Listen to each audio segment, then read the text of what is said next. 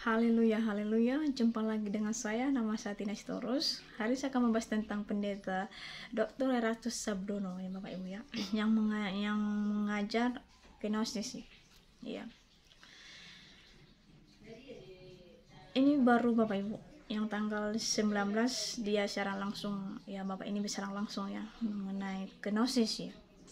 Dan ini perlu diluruskan supaya orang-orang bisa mengetahui hal-hal yang benar Bapak Ibu. Saudaraku yang kasih dalam Kristus, semakin saudara mempelajari Alkitab, semakin mendalam, kalau tidak berpengalaman, saudara pasti menjadi ahli Taurat dan orang Farisi. Kenapa saya bisa berkata seperti itu Bapak Ibu? Karena orang Farisi, orang ahli Taurat itu ya menghafal ayat Alkitab, mengerti Alkitab, tapi tidak memahami. Ya, tidak memahami. Makanya Yesus mengatakan, engkau tahu semuanya, tapi engkau tak tahu siapa saya. Who the meaning of the Bible, ya kan? Siapa yang dimaksud?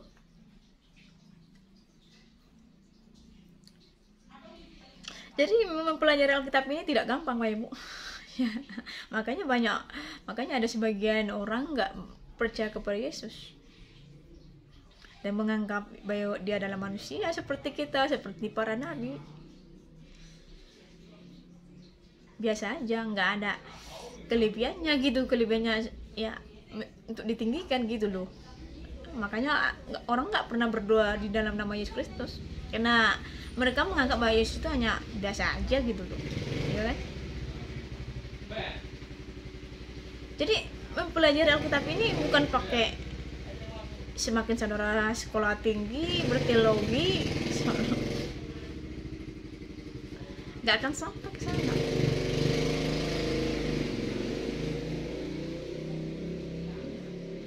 Mempelajari Alkitab ini harus berbarengan dengan berpengalaman, Bapak Ibu. Roh Kudus itu datang sendiri, Bapak Ibu, sehingga saudara bisa, oh ini rupanya, oh ya ampun, saya sebelum berpengalaman dengan Yesus Kristus Bapak Ibu, saya menganggap itu Alkitab ini ya udah prasejarah bagi saya, dan saya berpikir bahwa enggak, maybe karena saya backgroundnya dulu Protestan ya,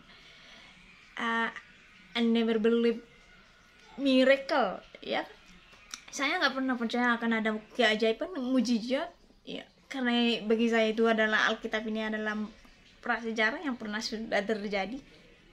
Prinsip saya itu dulu ya. Setelah saya berpengalaman, Allah itu hidup. Allah itu hidup Bapak Ibu. Makanya saya nggak berani menyampaikan hal-hal yang menyimpang Bapak Ibu ya, karena Allah itu hidup Bapak Ibu. Ya, Yesus itu hidup, Allah itu hidup, Roh Kudus itu hidup. Jadi she watching you 24 hour ya kan, 24 jam. Ya.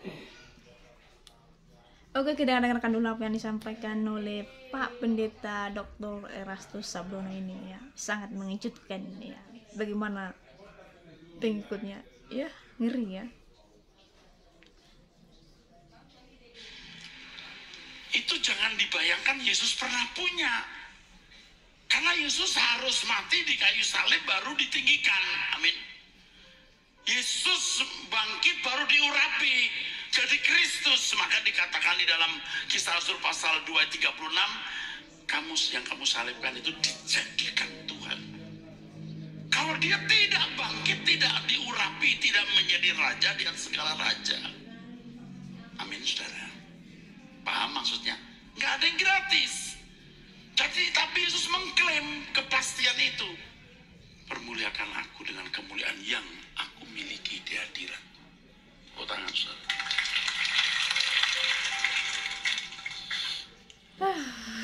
Tepuk tangan ya. Baru deh kita tepuk tangan. Jadi Pak Pendeta Erastus Sabdono ini mengatakan bahwa saudara jangan berpikir atau menghayal bahwa Yesus sudah punya. Tapi setelah Yesus diurapi, itu saat Yesus menyelesaikan semuanya Bapak Ibu, ya, menyelesaikan pekerjaannya di kayu salib dan bangkit Bapak Ibu. Dan saudaraku yang kasih dalam Tuhan Kristus, Pak Pendeta Dr. Erastus ini mengatakan ya bahwa Yesus itu setelah menyelesaikan tugasnya baru dia diurapi gitu. Ya. Baru dia menjadi Kristus, jadi raja Bapak Ibu, jadi Tuhan gitu ya. Dan inilah pakai ayat-ayat Bapak Ibu.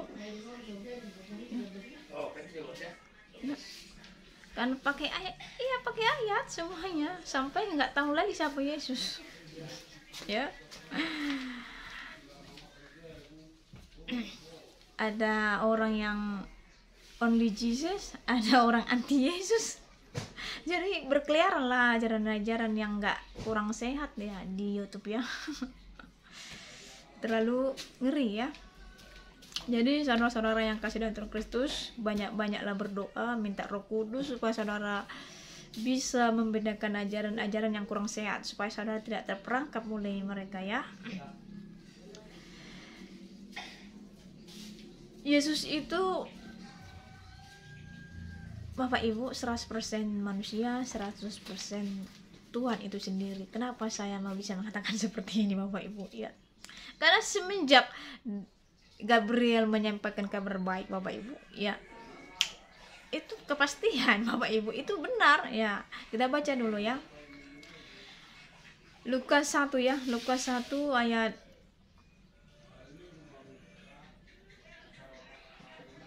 ayat 28 ya.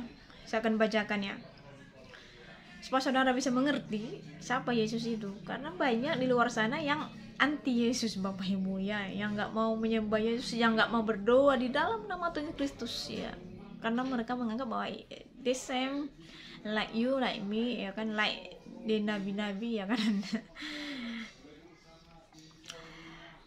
Oke, Mas akan bacakan. Ketika malaikat itu masuk ke rumah Maria, yaitu Gabriel ya, ia berkata, "Salam, hai engkau yang dikaruniai Tuhan menyertai engkau." Maria terkejut mendengar perkataan itu, lalu bertanya di hatinya, apakah arti salam itu? Kata malaikat itu kepadanya, "Jangan takut, hai Maria, sebab engkau beroleh kasih karunia di hadapan Allah. Sesungguhnya engkau akan mengandung dan akan melahirkan seorang anak laki-laki, dan hendaklah engkau menamai dia Yesus. Ya. Ia akan menjadi besar dan akan disebut anak Allah yang maha tinggi. Dan Tuhan Allah akan mengaruniakan kepadanya takhta Daud bapa leluhurnya. Dan ia akan menjadi raja atas kaum keturunan Yakub sampai selama-lamanya, dan kerajaannya tidak akan berkesudahan." This is amazing Bapak Ibu ya. Bagaimana tanggapan Pak Pendeta Erastus Sabdono mengenai ayat ini? Padahal ya belum apa-apa loh. Malaikat Gabriel sudah bukan mengklaim, ini bukan mengklaim. Saudara harus bisa membedakan mengklaim dengan memang harus ini terjadi, perintah. Ini perintah yang harus diberitakan bahwa ini benar-benar terjadi dan akan dilakukan. Ya. Gabriel dengan mengatakan kabar sukacita ini bahwa seorang juru selamat akan lahir. Ya kan? Kita baca dengan ayat selanjutnya Bapak Ibu ya.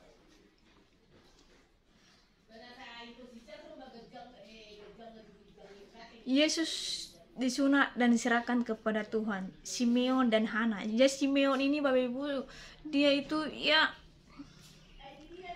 seorang yang benar dan yang saleh ya. Bayangkanlah Bapak Ibu ya kan. Kita dengarkan dulu ya, supaya saudara bisa mengerti siapa Yesus ini ya. Lukas 2 ayat 25 Bapak Ibu. Adalah di Yerusalem seorang bernama Simeon. Ia seorang yang benar dan saleh yang menantikan penghiburan bagi Israel. Roh Kudus ada di atasnya, dan kepadanya telah dinyatakan oleh Roh Kudus bahwa ia tidak akan mati sebelum ia melihat Mesias, yaitu dia yang diurapi Tuhan. Ia datang kepada Allah oleh Roh Kudus.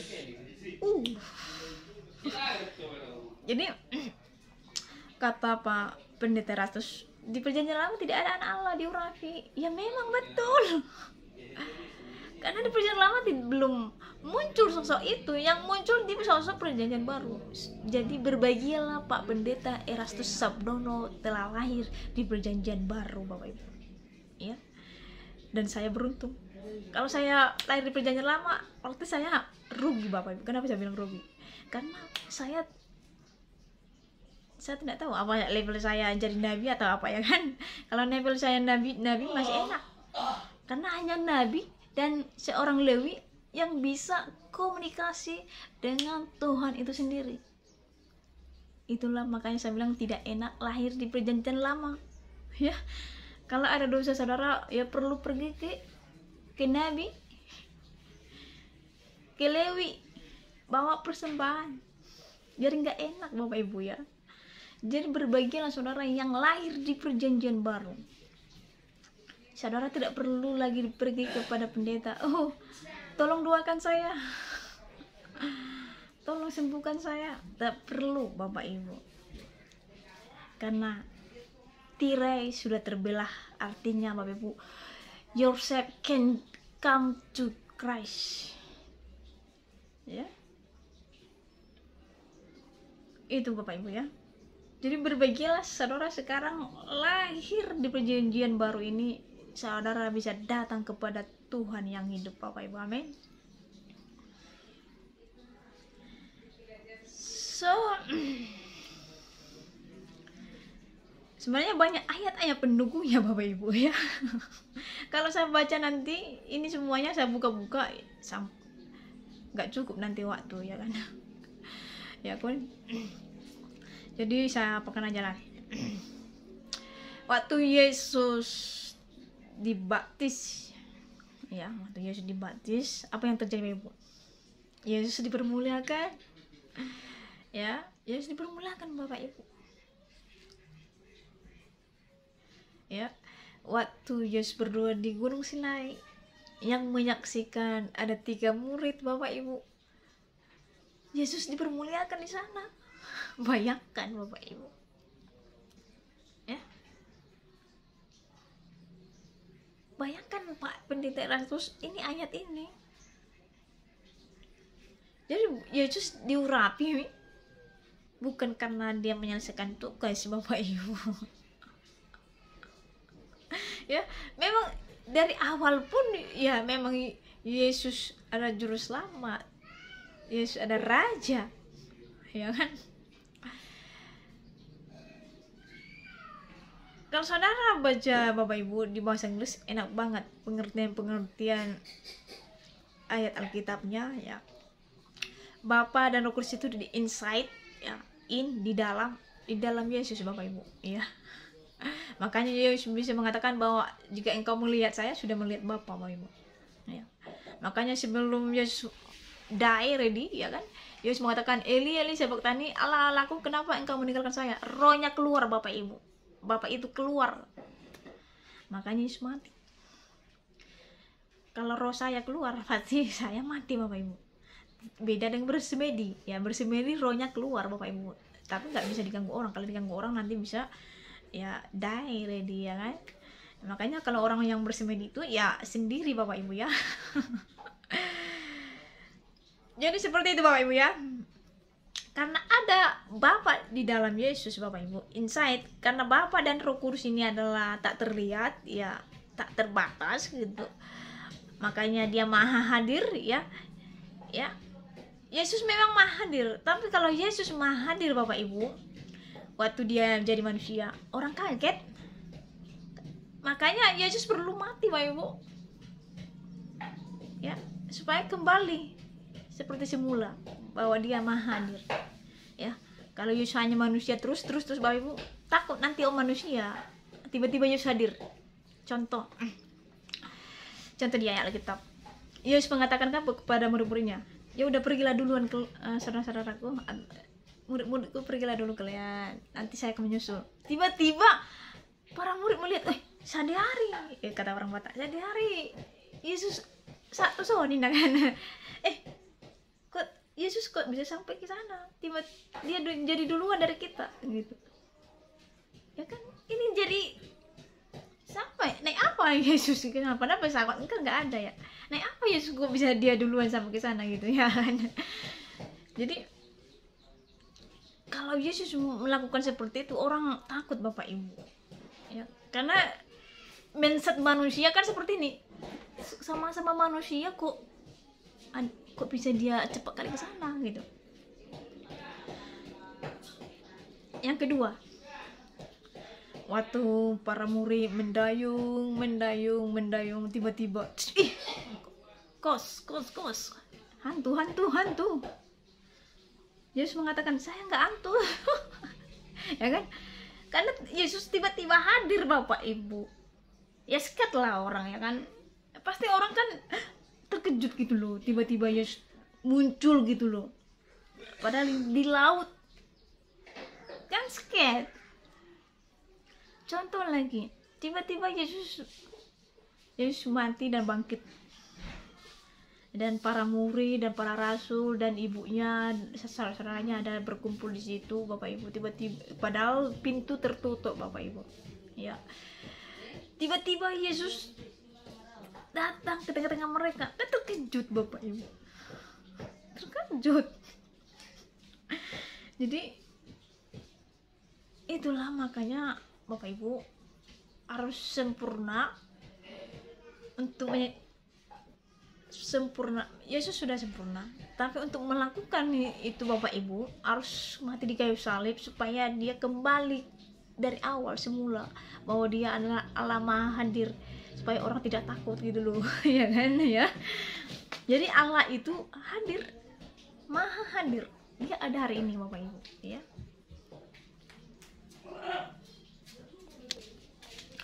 Jadi siapa yang kasih dalam Kristus,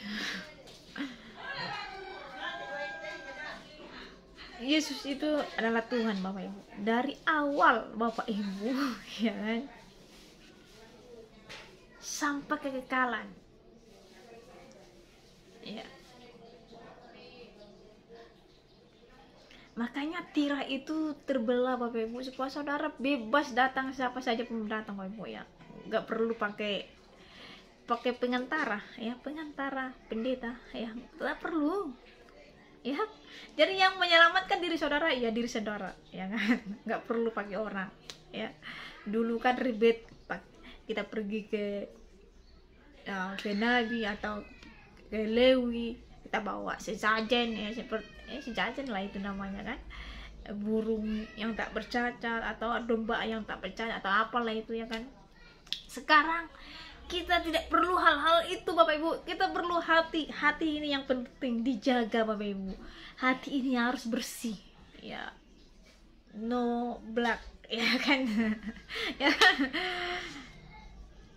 Karena hati ini yang terutama datang kepadanya, karena saudara tidak bisa engkau baik Tuhanku, engkau layak disembah, tapi hatinya enggak. I don't know siapa yang disembah dia. Saudara menyembah Tuhan itu karena Tuhan itu, Allah itu hidup, Yesus itu hidup. Saudara tidak bisa berpura-pura. Ya, saya nggak bisa melakukan seperti itu Pak Ibu. Contoh ya, contoh pengalaman saya. Saya dulu pernah kerja di kilang Bapak Ibu, pernah kerja di kilang atau di pabrik ya. Dan saya itu menjaga orang Bapak Ibu kerjanya ya, target kan. Jadi untuk menyelesaikan target ini saya yang berurusan dengan manajer saya ya, supervisor ya kan. Jadi yang dimarahin saya bukan operator ya. Jadi waktu saya dimarahin Bapak Ibu ya, karena di sana puji Tuhan kalau di kota itu kan ada gereja 3 shift ya. Bukan hanya pagi aja, ada siang, ada malam gitu. Jadi saya kerja pagi Bapak Ibu ya, pulang ya malam, dan gereja lah malam ya kan. Dan saya kena omelan ya gitu. Dan saya sudah berdoa Bapak Ibu supaya hati saya dipulihkan Bapak Ibu, supaya saya segar menyembah Tuhan, karena saya tahu Tuhan itu hidup. Saya nggak bisa mengekspresikan supaya dilihat orang, ya kan. Gak mungkin si Tina ini pengerja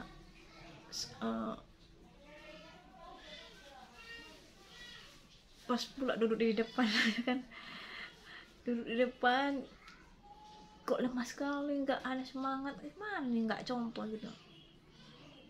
Saya nggak bisa Bapak Ibu ya, karena saya udah berdoa nih hati saya dipulihkan supaya enak Bapak Ibu menyembah Tuhan kan.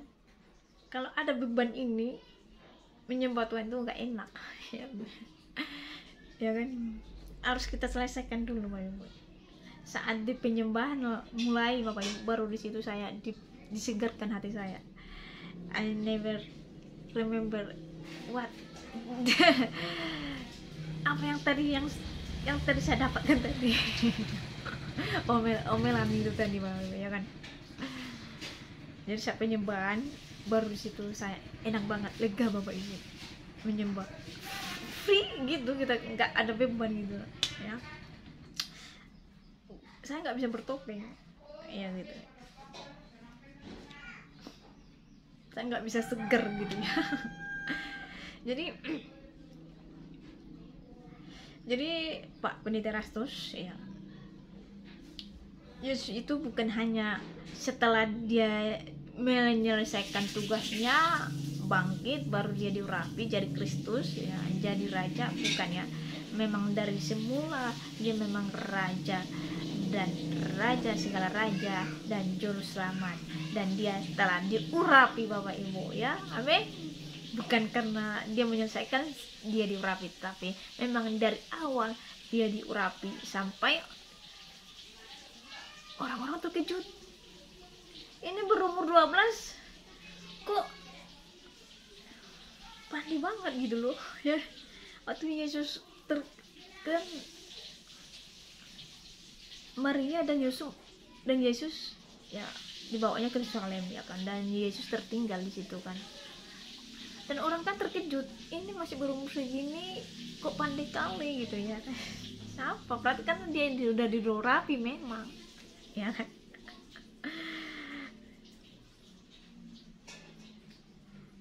Karena Yesus diurapi Bapak Ibu, makanya penawaran pencobaan tiga-tiga itu dahsyat Bapak Ibu ya. Itu penawaran pencobaan yang paling dahsyat Bapak Ibu, yang tiga-tiga di pencobaan di padang gurun ya. Yesus bisa menang karena Yesus sudah diurapi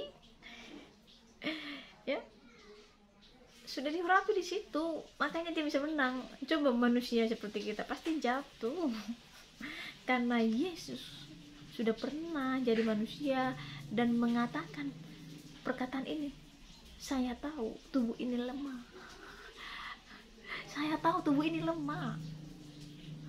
Waktu Yesus sudah murid-muridnya di Taman Getsemani, kalau saudara baca itu, saya tahu tubuh ini lemah.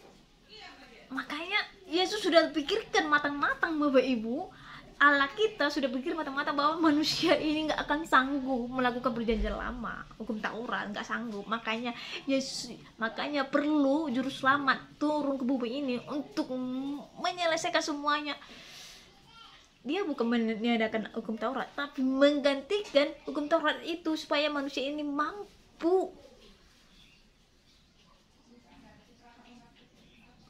mencari sempurna ya, hanya melalui Yesus Kristus.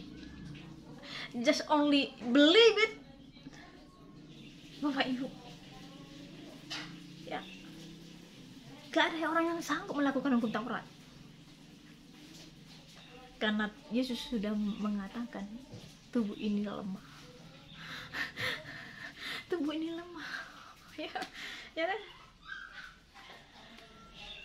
Coba kita bayangkan Bapak Ibu, kita berbayang-bayanglah dulu Yesus dipukuli berdarah-darah Bapak Ibu ya. Kalau manusia sudah habis darah Bapak Ibu ya, sebelum Yesus disalibkan, Yesus dikurung dulu di bawah tanah ya, dimasukkan ke gua tanah Bapak Ibu. Itu darahnya mengalir. Kalau manusia biasa itu Bapak Ibu, darahnya sudah kita kehabisan darah, dan darah itu mahal Ya, diambil aja darahnya, donor darah Bapak Ibu, diambil aja darah sedikit Bapak Ibu, kita udah lemas Bapak Ibu. Ini Yesus Bapak Ibu, darahnya mengalir mulai dari sore Yesus disiksa ya Bapak Ibu. Sebelum penyami pendarahnya mengalir Bapak Ibu, apalagi Yesus waktu Yesus ditarik ininya Bapak Ibu, berdarah mancar gitu. Yesus tetap kuat Bapak Ibu. Yesus tetap kuat membawa beban itu, salib itu Bapak Ibu. Salib itu berat banget dibawanya Bapak Ibu sampai ke bukit Golgota. Kalau manusia biasa itu Bapak Ibu nggak akan sanggup. Kita aja darahnya keluar sudah lemas, sudah loyo, nggak akan kuat berdiri lagi, apalagi jalan, apalagi membawa beban Bapak Ibu, nggak akan sanggup sampai ke sana. Tapi karena Yesus telah diurapi mulai dari awal bahwa dia adalah Allah itu sendiri Bapak Ibu, sehingga dia sanggup melakukannya itu Bapak Ibu. Sanggup, ya sanggup. Dan kata Pak Pendeta Rasul bahwa Yesus mengklaim surga, Yesus nggak pernah mengklaim loh. Kata-kata mengklaim itu Pak Pendeta Doktor ini harus mengerti apa kata mengklaim. Kita buka dulu arti mengklaim KBBI ya.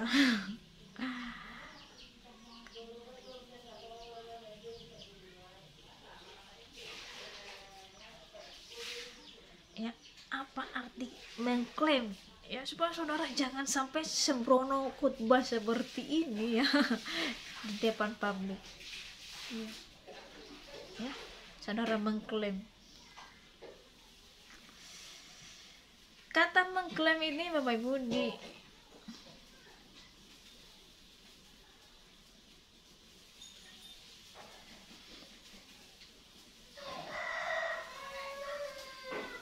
kata mengklaim meminta atau menuntut pengakuan atas suatu fakta bahwa seseorang, ya, perkumpulan negara sebagainya berhak memiliki atau mempunyai hak atas sesuatu. Nah, ini arti mengklaim itu menuntut Bapak Ibu.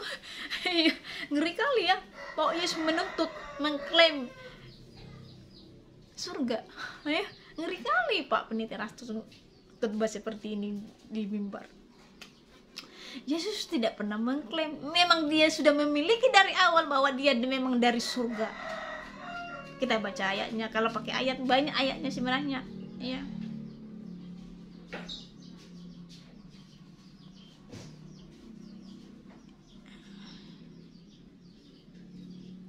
Yohanes 8 ayat 23, Yohanes 8 ayat 23 ya.